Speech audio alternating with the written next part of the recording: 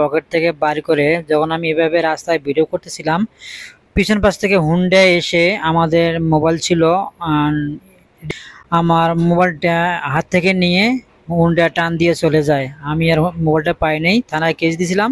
থানায় কেস দেওয়ার পর সেই মোবাইলটা আমি পাইনি। যার কাছে কেস দিয়েছি তারাই মোবাইলটা উঠে নিয়ে হজম করছে। আমি আর সেটা ভুল গেছি। স্ট্যান্ড আনা হয়, হ্যাঁ স্ট্যান্ড আছে, ও তিনটে স্ট্যান্ড আছে, স্ট্যান্ড দুই দিন একটা ওদের মাঝখানে ভিডিও করতেছে অনেক কষ্ট করে আপনাদেরকে বিনোদন দেওয়ার জন্য।